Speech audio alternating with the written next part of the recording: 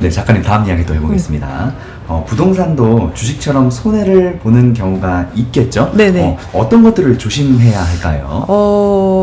일단은 이제 내가 산 가격보다 조금 떨어질 수 있잖아요. 떨어질 수 있는데 만약에 내가 살고 있는 집이 그렇다라고 하면은 내가 좀 버틸 수 있어요. 근데 만약에 내가 투자 목적으로 갭 투자를 했는데 떨어졌다라고 하면은 이게 레버리지를 한 거잖아요.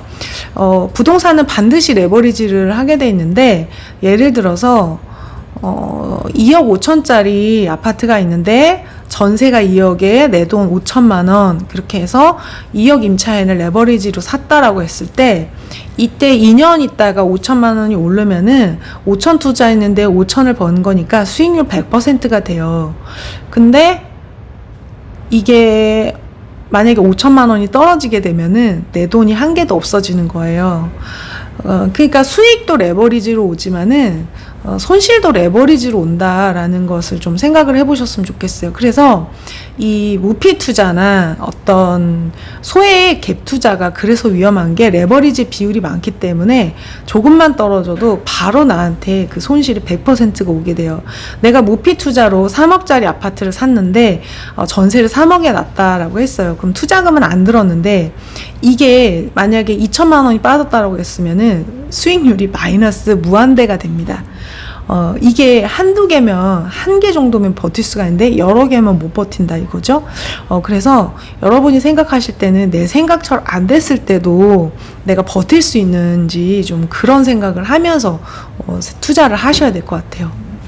네, 중요한 이야기 해주셨습니다. 사실 주식이란 정말 다른 게, 부동산 같은 경우는 당연히 대출, 레버리지를 이용해서 하는 게 대부분이고 당연하죠. 현금으로만 부동산 사는 사람이 얼마나 안 되겠어요, 그렇죠? 그런데 이제 반대로 시장이 이제 하락하기 시작할 때 정말 무서운 일들이 네. 벌어질 수 있습니다. 그래서 이 이야기를 제가 갖고 왔습니다. 다음 이야기도 해볼게요. 투자에서 가장 중요한 자신만의 원칙이 있다면 어떤 것들이 있으실까요? 저는 그 유행을 따라하는 투자는 하지 않겠다라고 마음을 먹었고요. 유행을 따라하는 투자가 남들이 산다고 해서 사는 것들, 본질에서 많이 벗어난 투자, 그런 거예요. 그런 거 투자하신 분들은 지금 하락에서 견디기가 좀 어려울 것 같습니다. 본질이 나쁘지 않은데 일시적으로 떨어진 건 다시 회복할 수 있는데, 유동성으로 그 억지로 올라간 그 물건들은 다시 회복이 좀 어렵다고 생각해요. 그리고 남에게 피해를 주면서 이렇게 하는 건 하지 않겠다라는 원칙이 있습니다.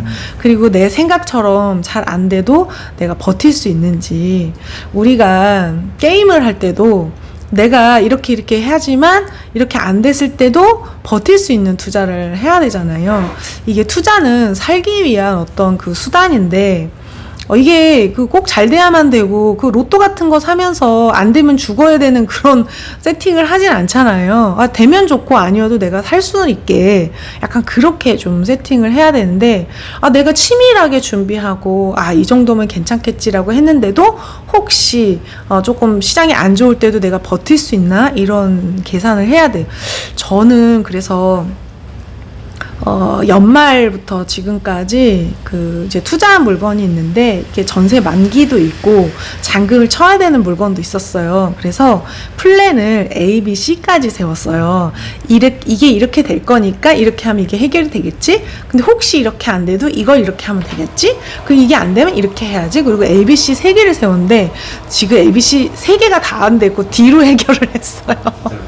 네네. 근데 만약에 제가 이거보다 조금 더 많이 벌렸다거나 과감하게 했었으면은 좀 버티기 힘들었겠다라는 생각이 듭니다. 네, 중요한 이야기 두 가지 해주셨네요. 유행 따라 하는 투자 얼마나 위험한지 이야기해 주셨고, 네. 또 하나, 우리가 투자를 할 때 내가 버틸 수 있는 만큼의 투자를 하자. 레버리지를 활용하더라도 이걸 어느 정도 감당할 수 있어야겠죠. 네. 안 그러면 큰 손해를 볼 수 있으니까. 네, 좋은 말씀 감사합니다. 또 다음 이야기 바로 해볼게요. 특히 부동산은 특히 레버리지, 대출 당연히 있어야 되고, 또 부채와 또 세금, 부동산도 세금도 많이 또 신경 써야 되잖아요. 네, 이런 것들을 많이 이용하는데, 이런 것들을 이용하는 장점, 어떤 것들이 있을까요? 대출을 일으키는 이유는요, 내 돈으로 살 수 있는 것에 그레이드를 더 높이기 위해서 그렇습니다. 내가 종잣돈이 1억 있다, 그럼 1억짜리를 사야 되잖아요. 근데 대출을 1억을 끼고 2억짜리를 사는 게 더 안전하거든요. 주식은 그렇지 않죠.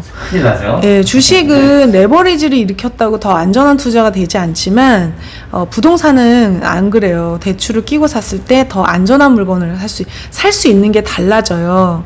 삼성전자 주식 1억 사면은 불안하고 2억 사면 안전하고 그렇지 않죠. 전혀 상관없습니다. 똑같잖아요. 그래서 주식은 분산 투자를 하는데 부동산은 그렇지 않고 좋은 거에다가 뭉치는 게 더 낫습니다.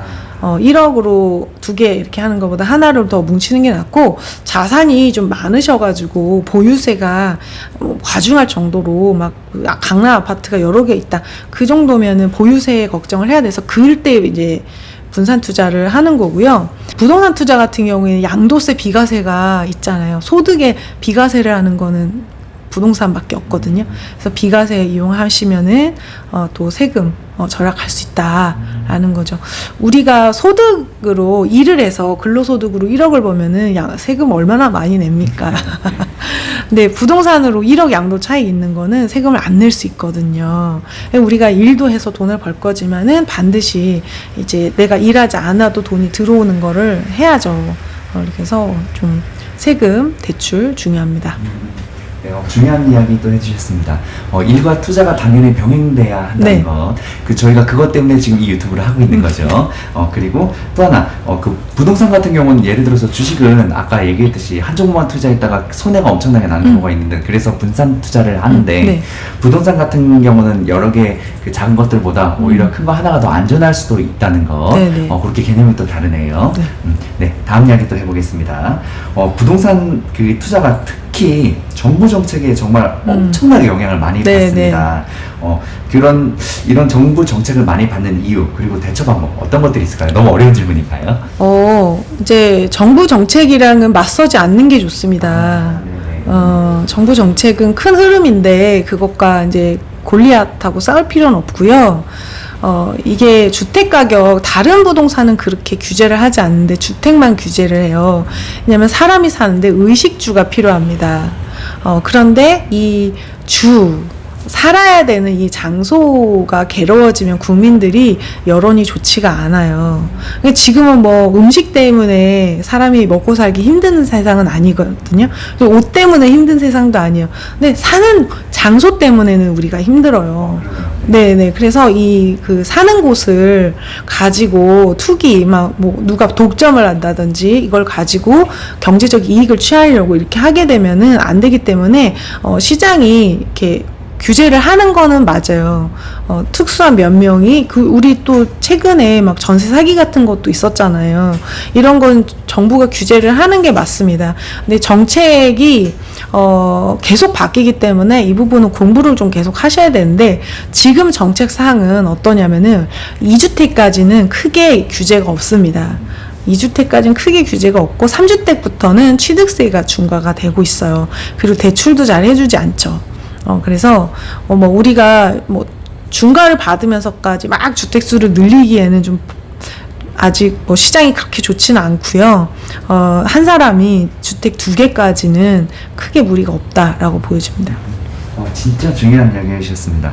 정부 정책에 맞서려고 하지 마라. 맞는 말씀입니다. 기본적으로 우리가 필요한 그 집에 대해서 정말 민감한 부분이잖아요. 꼭 필요한 건데 이거 갖고 사람들이 투기를 하게 놔둘 수 없으니까 정부 정책 안에서 이제 우리가 투자를 공부해야 한다는 것. 네, 좋은 말씀 감사합니다.